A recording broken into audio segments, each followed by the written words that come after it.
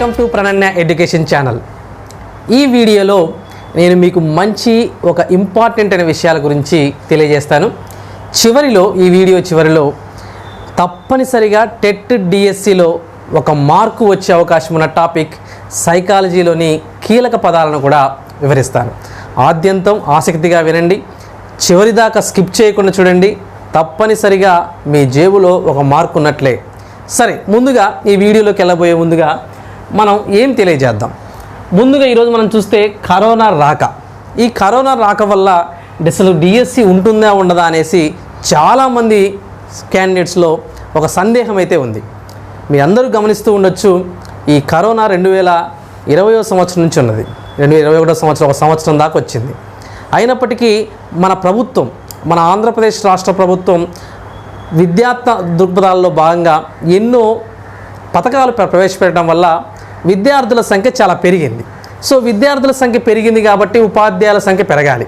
అందులో మరి ముఖ్యంగా ఈ కరోనా రాక వల్ల చాలా ప్రభుత్వం కూడా ఆర్థికంగా లోటుతో ఉందని చాలామంది అభ్యర్థులు మనకి సందేహాలు అడుగుతూ ఉన్నారు.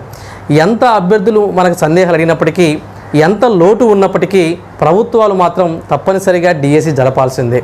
అందులో భాగంగానే మనం 2021 జనవరిన మనకి నోటిఫికేషన్ జాబ్ క్యాలెండర్ వస్తుందనేసి చాలామంది ఎక్స్పెక్ట్ చేశామండి. అయినప్పటికీ జాబ్ క్యాలెండర్ రాలేదు.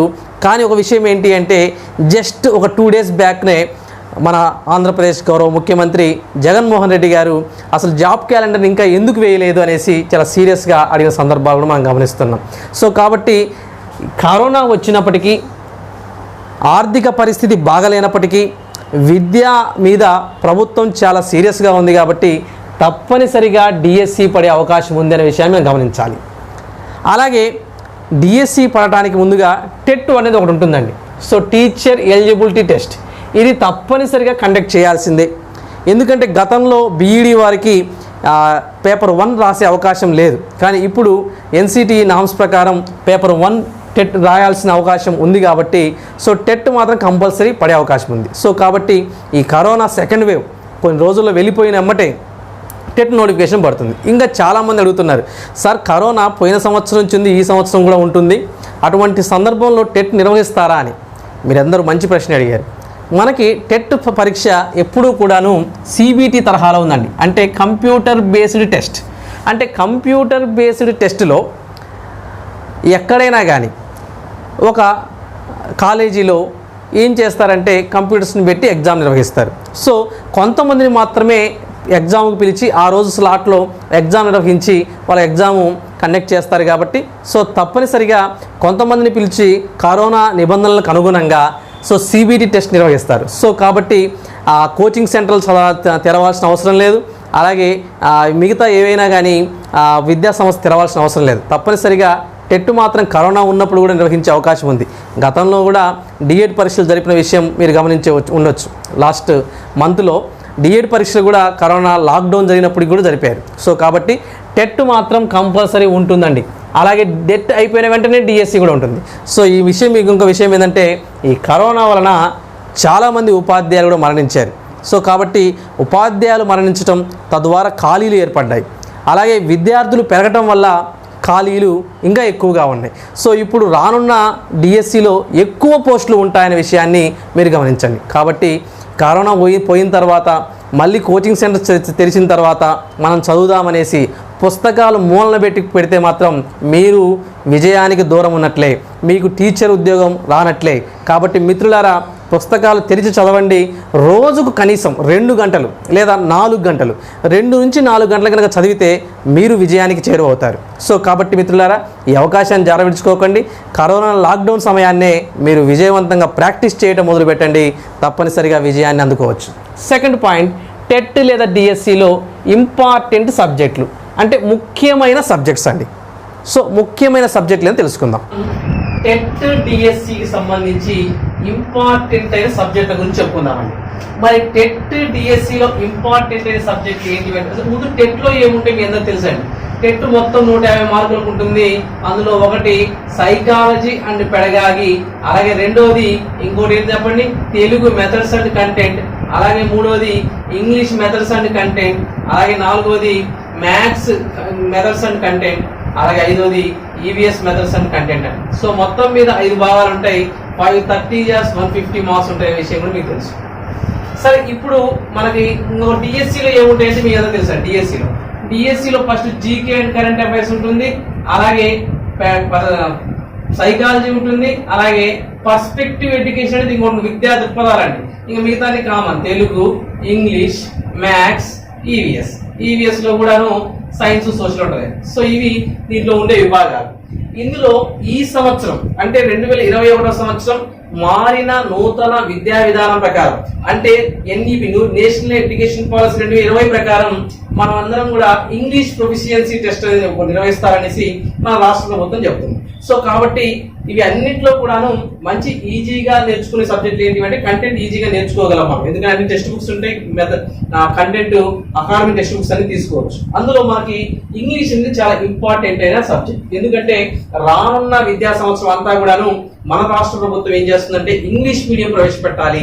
కాబట్టి ఇంగ్లీష్ మీడియంలో బోధన జరగాలి. కాబట్టి ఇంగ్లీష్ లో బోధించే ఉపాధ్యాయులు కావాలి. కాబట్టి ఇంగ్లీష్ మీద కొంచెం పట్టుతో ఉన్న టీచర్లు ఎన్నుకోవడం కోసం ఇంగ్లీష్ ప్రొఫిషియన్సీ టెస్ట్ నిర్వహిస్తారు. సో అందులో భాగంగా గ్రామర్ పాయింట్ మనం అడిగే అవకాశం ఉంది. కాబట్టి రెండిట్లో కూడా టెట్ మరియు డిఎస్సిలో ఇంగ్లీష్ కి ఎక్కువ ప్రాధాన్యత ఇవ్వాలి.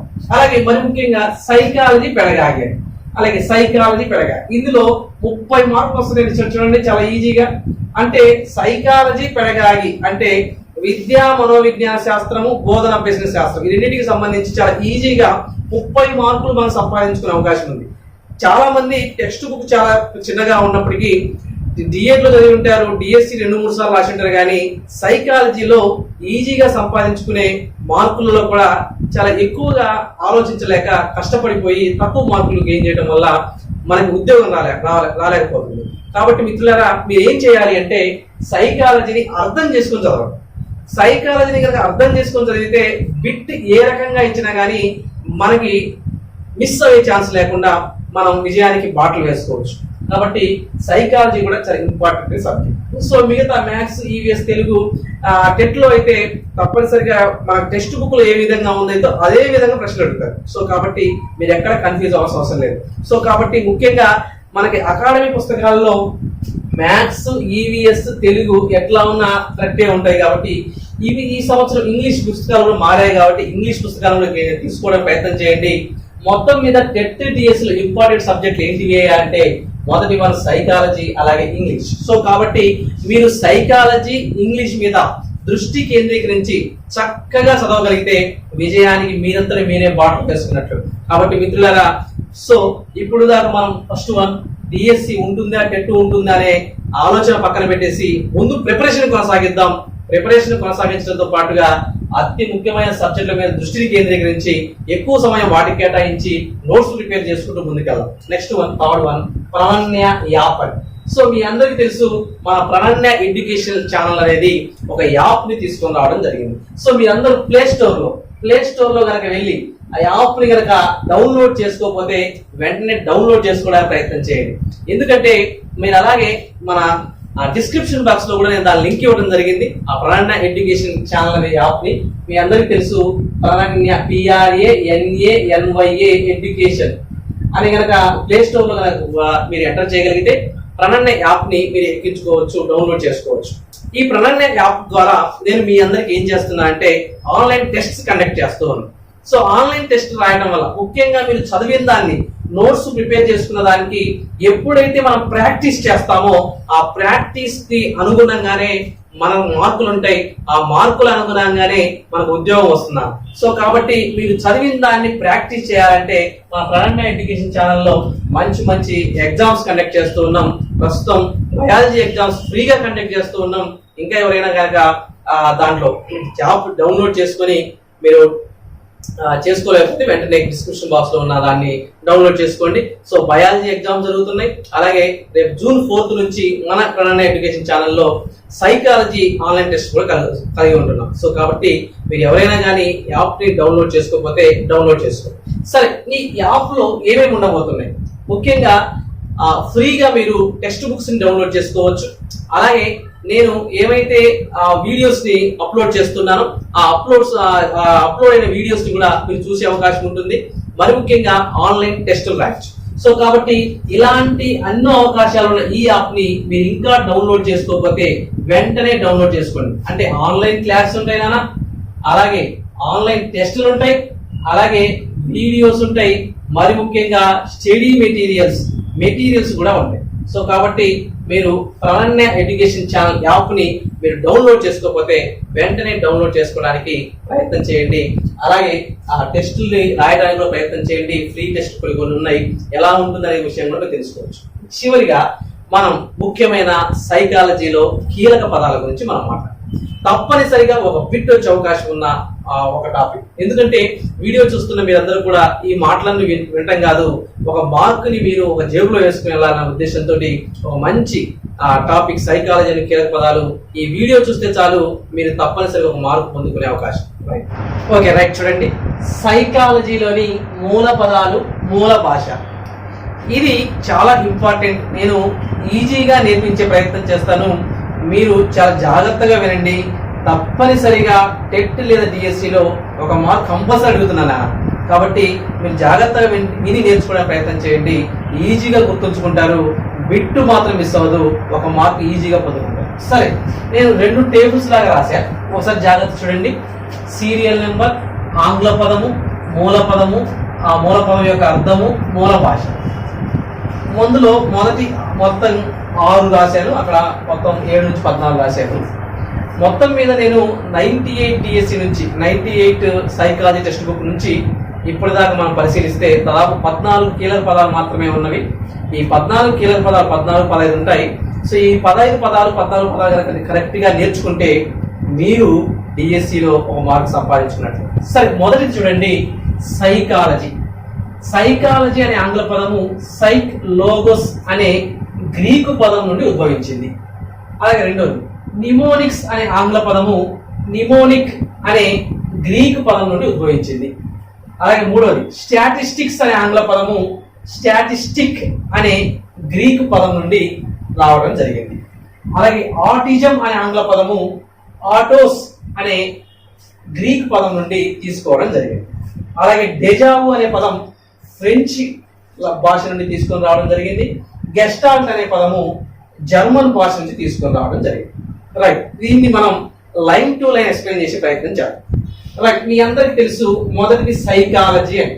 సైకాలజీ అంటే మనం ఏమంటాం, విద్య మనోవిజ్ఞాన శాస్త్రం, ఎడ్యుకేషన్ సైకాలజీ. సైకాలజీ అంటే మనోవిజ్ఞాన శాస్త్రం. సరే, మనోవిజ్ఞాన శాస్త్రం సైకాలజీ అనేది సైక్ లోగోస్ లేదా లాగోస్ అనే పదాల నుండి ఆవిర్భవించింది.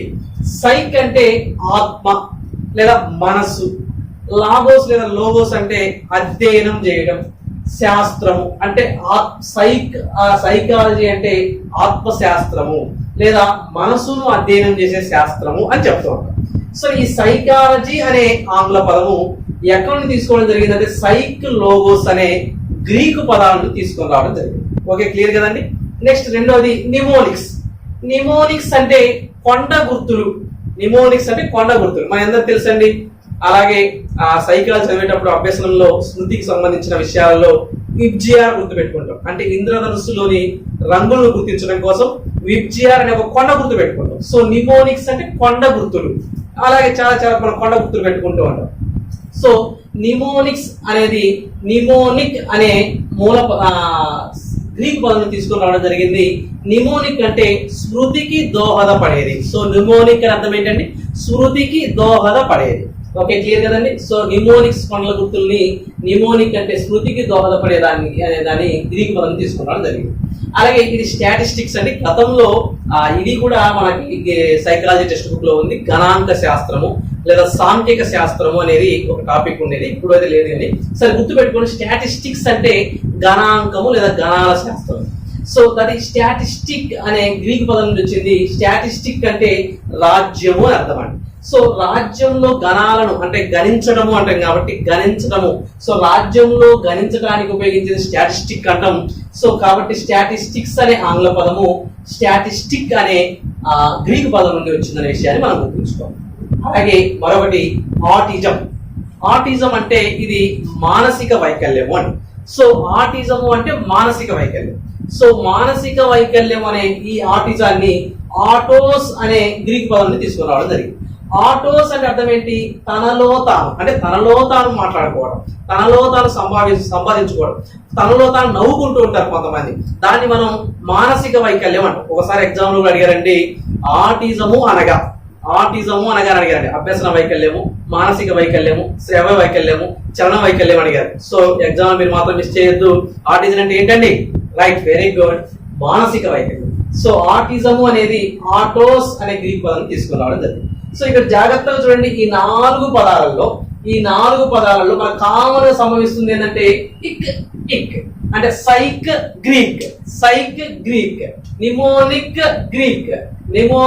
గ్రీక్, స్టాటిస్టిక్ గ్రీక్, అలాగే ఓకే అండి. సో ఈ మూడు పదాలు. అలాగే ఆటోస్ ఈ దీంట్లో మాత్రం ఇక్ లేదండి, మీరు జాగ్రత్త గుర్తుంచుకోండి. ఆటోస్ లో గ్రీక్ అంటే ఆటోకి మనము గ్రీజ్ పోయాలి. సో దాన్ని ఉపయోగించుకొని మనం ఆటో గ్రీజ్ అనుకుంటే ఆటోస్ గ్రీక్ అనే విషయాన్ని కూడా మీరు గుర్తుంచుకోవచ్చు. క్లియర్ కదండి. సో ఇక్ psych Greek, mnemonic Greek, statistic Greek. So ఇక్కడ మిస్ చేయొద్దు. సో ఇక్ అనే పదం వచ్చిందంటే గ్రీకు పదాల నుంచి వచ్చిందనే విషయాన్ని గుర్తుంచుకోవాలి. అలాగే నెక్స్ట్ వన్ డెజావు అనేది మీ అందరికీ తెలుసు. అభ్యసనం పాఠంలో చాలా మంచి ఇంపార్టెంట్ విషయం డెజావు అనేది. అంటే ఒక విషయాన్ని మనం చూడకపోయినప్పటికీ ఇంతకు ముందు చూసినట్లుగా అనిపించే దృగ్విషయాన్ని మనం ఏమంటామంటే డెజావు అంటాం. సో డెజావు అంటే ఇంతకు ముందు చూశాము అన్న భావన కలగడం, దాన్నే డెజావు అంటాం. అంటే ఇంతకు ముందు చూసా అన్న భావన మనం ఏమంటామంటే డెజావు అంటాం. సో ఈ డెజావు అనేది ఎక్కడి నుంచి తీసుకుని రావడం జరిగిందంటే ఫ్రెంచ్ అనే మూల భాషను తీసుకుని రావడం జరిగింది. సో డెజావులో ఏముంది అంటే ఇంగ్లీష్ లో మనం డెజావు అని రాస్తే ఫస్ట్ కాబట్టి డిఈ డే. సో డిఈ తర్వాత ఏమొస్తుందండి? ఎఫ్ వస్తుంది. సో ఎఫ్ అంటే ఫ్రెంచ్, అర్థమవుతుంది కదండి. సో ఎఫ్ అంటే French. So deja vu French. Okay, clear కదండి. సో డెజావు అంటే ఇంతకుముందు చూసా అన్న భావన అది ఏ భాషను తీసుకుని రావడం జరిగిందంటే ఫ్రెంచ్ అనే భాషను తీసుకుని రావడం జరిగింది. Next one gestalt. దీన్ని మనం అంతఃపరిశీలన పద్ధతి అనే విషయాన్ని మనం తెలుసుకోవచ్చు. సో గెస్టాల్ట్ అంటే అంతఃపరిశీలన లేదా అంతరీక్షణ అని అంటుంటూ ఉంటాం. అలాగే ఈ గెస్టాల్ట్ అనే ఒక పదానికి అర్థం ఏంటంటే సమగ్రాకృతి, అంటే మొత్తంగా చూడటము. గెస్టాల్ట్ అనగా సమగ్రాకృతి. ఈ గెస్టాల్ట్ లో జీఈ ఉంది కాబట్టి జర్మనీలో కూడా జీఈ జర్మన్ రాయొచ్చు అండి, స్పెల్లింగ్ GERMA జర్మన్ రాయొచ్చు. సో కాబట్టి గెస్టాల్ట్ జీఈ జర్మన్ లో జీఈ. సో ఈ విధంగా మనం ఇవన్నీ గుర్తుపెట్టుకోవచ్చు. So psychology psych Greek, mnemonic Greek, statistic Greek, ఆటోలో గ్రీక్ ఉండాలి Greek, deja vu D E French DEF, gestalt G E first letter G E, German లో కూడా జీఈ ఫస్ట్ లెటర్. సో ఈ విధంగా మనం గుర్తుంచుకోవాల్సిన అవసరం ఉంది. నెక్స్ట్ వన్ 7 నుంచి 14 పదాలు ఒకటే భాషా పదం, చాలా ఈజీగా గుర్తుపెట్టుకోవచ్చు. అన్ని కూడా లాటిన్ భాషా పదాలు అండి. సో చాలా చూడండి, పర్సనాలిటీ అంటే మూర్తిమత్వం, పర్సోనా అనే లాటిన్ భాష నుంచి తీసుకొని రావడం జరిగింది. చాలా చూడండి, ఎమోషన్ అంటే ఉద్వేగము, ఎమోవర్ అనే లాటిన్ భాషను తీసుకొని రావడం జరిగింది. అడాలసెన్స్ అంటే అడాలసరే అనే లాటిన్ భాష నుంచి తీసుకొని రావడం జరిగింది. అసెస్మెంట్ అసైడర్ అనే లాటిన్ భాషను తీసుకొని రావడం జరిగింది. మోటివేషన్ మోవీర్ అనే లాటిన్ భాషను తీసుకొని రావడం జరిగింది. మొరాలిటీ మోర్స్ అనే లాటిన్ భాషను తీసుకొని రావడం జరిగింది. ప్యూబర్టీ అనే ఆంగ్ల పదం ప్యూబరిటాస్ అనే లాటిన్ భాషను తీసుకొని రావడం జరిగింది. ఇంట్రోస్పెక్షన్ అనే ఆంగ్ల పదం ఇంట్రోస్పియర్ అనే లాటిన్ భాషా పదాలని తీసుకొని రావడం జరిగింది. జాగ్రత్త చూడండి, పర్సనాలిటీ అంటే మూర్తిమత్వం, పర్సోనా అంటే ముసుగు అర్థం అండి. అంటే నాటకాలలో ముసుగేస్తారు కదండి, మీ అందరికీ తెలుసు. నాటకాలు కనుక వేసేటప్పుడు ఆ పాత్రకు తగ్గట్టుగా ఆ పాత్రను ఇమడింప చేసేటట్లుగా దాని మూర్తిమత్వాన్ని తెలియజేసే కోసం మాస్క్ ధరిస్తారు, అంటే ముసుగు ధరిస్తారు. అంటే ఇప్పుడు కరోనా వస్తే మాస్క్ ధరించడం కాదండి, కరోనా వచ్చినప్పుడు ఎదుటి వారి తుంపర్లు మన మీద పడకుండా మనం మాస్క్ ధరిస్తాం. కానీ ఇక్కడ ముసుగు అంటే అర్థం ఏంటి అంటే ఎదుటి వారి పాత్రను మనం ఇమడింప చేసుకోవడానికి కోసం ఒక వేషం వేసుకుంటారు, అది ముసుగు అంటాం. ఆ ముసుగు లాటిన్ భాష నుంచి తీసుకొని రావడం జరిగింది. సో పర్సోనా లాటిన్ భాషను తీసుకొని రావడం జరిగింది. ఓకే, క్లియర్ కదండి. ఎమోషన్ అంటే ఉద్వేగము, ఎమోవర్ అంటే ఉద్రిక్త పరిస్థితి అంటే ఉద్రిక్త పరిస్థితి ఎమోవర్ అంటే లాటిన్ భాష తీసుకొని రావడం జరిగింది. ఉద్వేగం అంటే మీకు తెలుసు, అసూయ, కోపం ఇలాంటివన్నీ ఉంటే ఎమోషన్ అవుతూ ఉంటారు. సో అలాంటివి ఒక ఎమోషన్, పరిస్థితి, ఉద్రిక్త పరిస్థితి నుంచి తీసుకొని రావడం జరిగింది లాటిన్. ఇది కూడా అడాలసెన్స్. అడాలసెన్స్ అంటే అడాలసరే అనే లాటిన్ భాషను తీసుకొని రావడం జరిగింది. అడాలసరే అంటే పరిపక్వతకు రావటము అని. సో పరిపక్వతకు రావడాన్ని మనం ఏమంటామంటే అడాలసరే అంట. సరే, కౌమార దశ పరిపక్వతకు రావడం, దాన్ని మనం అడాలసరే అంట. అలాగే అసెస్మెంట్, అది ఎగ్జామ్ పెడుతూ ఉంటాం. అసైడర్ అంటే లోపలికి తొంగి చూడటం. సో అసైడర్ అంటే లోపలికి తొంగి చూడటం అంటాం. అది కూడా లాటిన్ భాషను తీసుకొని రావడం జరిగింది. మోటివేషన్. మోటివేషన్ అంటే మీ అందరికీ తెలుసు, సంసిద్ధులు చేయటం, ప్రేరణ కలిగించడం అంటాం. అలాగే మోవీర్ అనే లాటిన్ భాష నుంచి తీసుకొని రావడం జరిగింది. సో మోటివేషన్ అనేది మోవీర్ అనే లాటిన్ భాష నుంచి తీసుకొని రావడం జరిగింది. సో మోవీర్ అంటే అర్థం ఏంటి అంటే, మోవీర్ అనగా కదలిక అని. సో మోవీర్ అంటే కదలిక. సరే, మొరాలిటీ అంటే మీ అందరూ తెలుసు, నీతిగా ఉంచడం, నీతి కథలు, మోరల్స్ అని చెప్తూ ఉంటాం. అది మోర్స్ అనే లాటిన్ భాషను తీసుకొని రావడం జరిగింది. మోర్స్ అంటే నీతిగా ఉంచడం. మోర్స్ అంటే ఏంటండి, నీతిగా ఉంచడం. అలాగే ప్యూబరిటీ, ఎగ్జామ్ చాలా సార్లు అడిగారు. ప్యూబరిటాస్ అంటే లాటిన్ భాషను తీసుకొని రావడం జరిగింది. ప్యూబరిటాస్ అంటే మగాడు కావటం అండి. సో మగాడు కావటాన్ని మనం ఏమంటామంటే ప్యూబరిటాస్ అని. ఒకసారి టెట్ పరీక్ష అడిగారు. ప్యూబరిటాస్ అనగా పరిపక్వతకు రావటం, యవనారంభ దశలోకి రావటం, మగాడు కావటం, పైవన్నీ అన్నారండి. అందరూ తప్పు పెట్టారు కాల్లో. ప్యూబరిటాస్ అంటే అర్థం ఏంటి, మగాడు కావటం అనే విషయాన్ని గుర్తుపెట్టుకోండి. ఇలాంటి విషయాలు చాలా జాగ్రత్తగా అర్థం చేసుకుని ప్రయత్నం చేయండి. సో ఈజీగా గుర్తుపెట్టుకోవచ్చు. అలాగే నెక్స్ట్ వన్ ఇంట్రోస్పెక్షన్. ఇంట్రోస్పియర్. ఇంట్రో అంటే లోపలికి, అంటే తనకు తాను. ఇంట్రో స్పియర్ అంటే చూడటం. సో లోపలికి లేదా తొంగి చూడటము, లోపలికి తొంగి చూడటాన్ని ఏమంటామంటే ఇంట్రోస్పియర్. ఇది కూడా లాటిన్ భాష నుంచి తీసుకొని రావడం జరిగింది. సో ఇవి మనకి లాటిన్ భాష తీసుకున్న పదాలు. జాగ్రత్తగా చూడండి, ఎట్లా గుర్తుపెట్టుకోవాలి, చాలా జాగ్రత్త చూడండి నాన్న. పర్సోనాలో రా ఉంది, రా. అలాగే ఎమోవర్ లో రా ఉంది, అడాలసెర్ లో రా ఉంది, అసైడర్ లో రా ఉంది, మోవీర్ లో రా ఉంది, మోర్స్ లో రా ఉంది, ప్యూబరిటాస్ లో రా ఉంది, ఇంట్రో దీంట్లో రా ఉంది, స్పియర్ లో రా ఉంది. అంటే అన్నింటిలో లాటిన్ భాషా పదాలు ఏముంది, కామన్ గా రా ఉంది. సో మన తెలుగు భాషా పదాలు చూస్తాం తెలుగు యా, రా, లా. రా తర్వాత ఏమొస్తుంది, లా. సో రా ఉందంటే లాటిన్ భాషా పదం గుర్తుపెట్టుకో. లా, లా, రా, లా. పర్సోనా రా లాటిన్, ఎమోవర్ లాటిన్, ఎడాలసరే లాటిన్, ఎసైడర్ లాటిన్, అలాగే మోవీర్ లాటిన్, మోర్స్ లాటిన్, ప్యూబరిటాస్ లాటిన్, ఇంట్రో లాటిన్, స్పియర్ లాటిన్. సో ఇవన్నీ కూడా లాటిన్ భాషా పదాలు. బిట్టు మాత్రం మిస్ అవ్వకూడదండి. చాలా చక్కగా వివరించడం జరిగింది. మీరు అందరూ నోట్స్ రాసుకోవడం ప్రయత్నం చేయండి. ఒకవేళ నోట్స్ రాసుకోకపోతే ఒకసారి స్క్రీన్ షాట్ తీసుకోండి. మొత్తం స్క్రీన్ షాట్ తీసుకుంటే ఈజీగా మీరు గుర్తుపెట్టుకోవచ్చు. ఇక్కడ వస్తే అది గ్రీక్ అని గుర్తుపెట్టుకోండి. అలాగే వస్తే అది లాటిన్ పదాలు గుర్తుపెట్టుకోండి. ఇంకా రెండు పదాలు ఉన్నాయి. ఒకటి డెజావు ఫ్రెంచ్, డిఈఎఫ్. అలాగే గెస్టాల్ట్, జిఈజి, గెస్టాల్ట్ జర్మన్. సో ఈజీగా గుర్తుపెట్టుకోవచ్చు. ఒక మార్కు మీ జేబులో ఉన్నట్టు లెక్క. డిఎస్సిలో ఏదైనా కీలక పదం లేదా మూల పదం కనుక వస్తే మీరు బిట్ మిస్ అవ్వకూడదు సుమా. సో మీరు ఏ విధంగా అడుగుతారు చూడండి.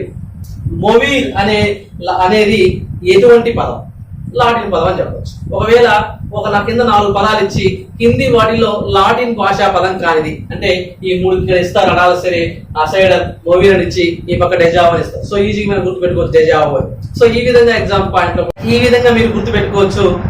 బిట్టు మాత్రం మిస్ అవ్వకూడదు సుమా.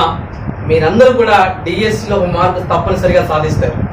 సో సైకాలజీ కీలక పదాల గురించి ఈ వీడియో మీకు నచ్చినట్లయితే లైక్ చేయండి. అలాగే మా యూట్యూబ్ ఛానల్ని సబ్స్క్రైబ్ చేసుకోకపోతే వెంటనే సబ్స్క్రైబ్ చేసుకోండి. మరి ముఖ్యంగా ప్రణన్య ఎడ్యుకేషన్ ఛానల్ యొక్క యాప్ని కూడా మీరు డౌన్లోడ్ చేసుకోండి. మన ప్లే స్టోర్లో ఉంటుంది. ఆన్లైన్ ఎగ్జామ్స్ దాంట్లో ఉంటున్నాయి కాబట్టి సైకాలజీకి సంబంధించి ఆన్లైన్ ఎగ్జామ్స్ రేపు June 4 నుంచి స్టార్ట్ అవుతున్నాయి సుమా. సో కాబట్టి మిత్రులారా మీరందరూ కూడా ఆ యాప్ని ఎక్కించుకొని తప్పనిసరిగా ఆ యాప్ని మీరు డౌన్లోడ్ చేసుకొని ఆ ఎగ్జామ్స్ కూడా రాయండి. మీరు విజయానికి బాటలు వేసుకోండి. మీరు టీచర్ అవ్వడమే మీ లక్ష్యం అయితే తప్పనిసరిగా మీరు మాతో పాటు ప్రయత్నించండి. తప్పనిసరిగా మీకు ఉద్యోగం వస్తుంది. Thank you for watching.